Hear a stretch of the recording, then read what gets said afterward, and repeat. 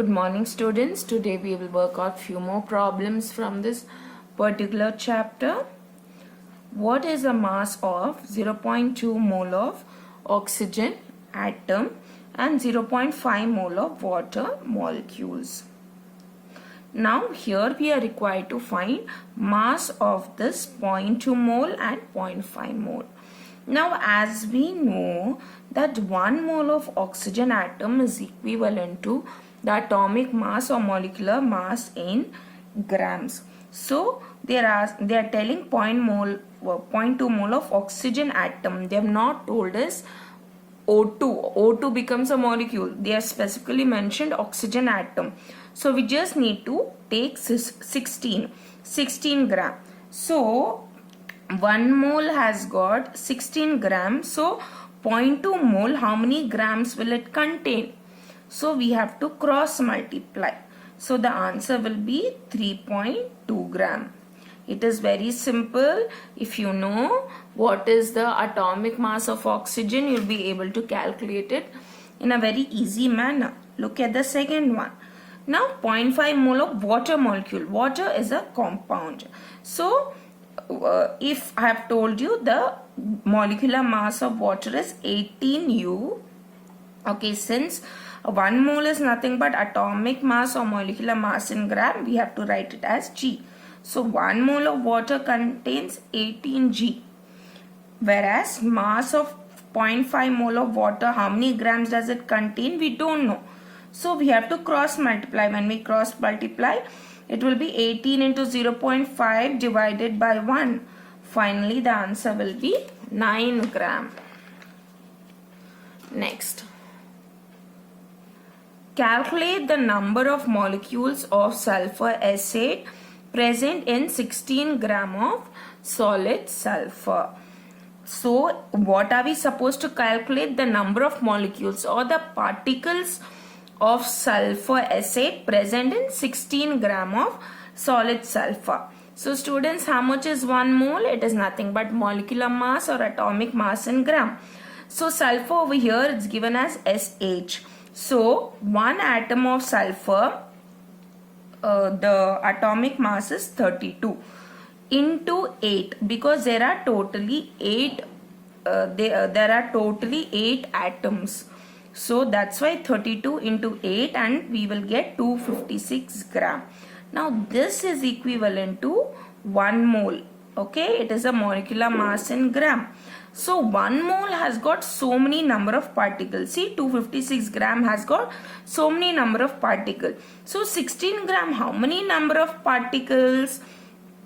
It will have 3.76 into 10 to the power of 22 molecules. Students, either you can shift the decimal or leave it as it is. Just keep it as 23 so that the simplification becomes easy.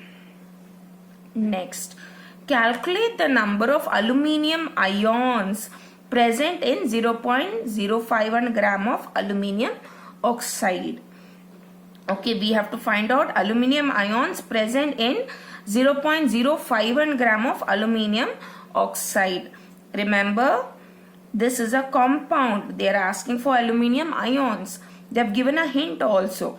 The mass of an ion is the same as that of an atom of an element. So atomic mass of aluminium is 27U. They are telling the mass of an ion and an atom is same. So So this is a hint for us to calculate. So we know now the atomic mass of aluminium ion is also 27U. Now let's see how do we calculate. First of all, we need to know what is the molecular mass, or I have told you formula, the molecular mass or the molar mass. Okay, molar mass also can be used. So when you calculate, you will get 102 gram per mole. This is a unit for molar mass. Students, remember, unit for molar mass, gram per mole. See, this is a molar mass that we have obtained. Now we need to know how does for us to calculate the aluminium ions. Okay, we just cannot calculate rapidly. Now we need to know how exactly does it combine. How did we get this Al2O3? This is how we have obtained. Now when the two molecules of aluminium and 3 molecules of oxygen combine, only then we got Al2O3.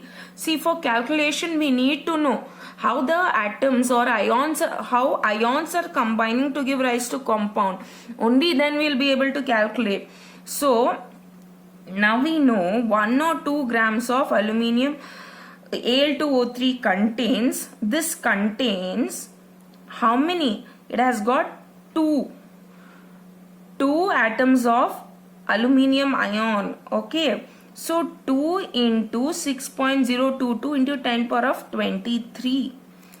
So how much will 0.051 gram of Al2O3 will contain? We have to find out for this.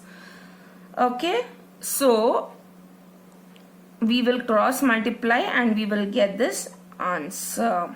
Students, it is slightly tricky to understand. Read the question. They are asking us to find out the number of particles or number of aluminium ions. Calculate the number or number of molecules present in aluminium ions, which is present in 0.051 gram of aluminium oxide. For that, what do we do?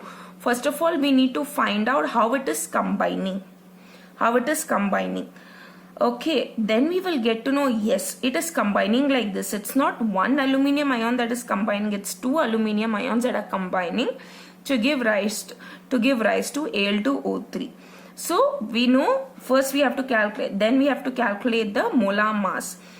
So molar mass, we know it has got Avogadro number of particles. Okay, but here it is twice the amount. So we have to do 2 into. Then how much will 0.051 gram of Al2O3 will contain? Cross multiply and you will get the answer. Molecular mass of water is 18 U. What will be the number of molecules of water in 18 gram? See whether, since molecular mass of water is 18 U, therefore mass of water is 18 G. Correct? Which consists of Avogadro number of particle. I have always told you Avogadro number of particle is present in atomic mass in grams or molecular mass in gram. Here we know that the number of particles will be Avogadro number of particles.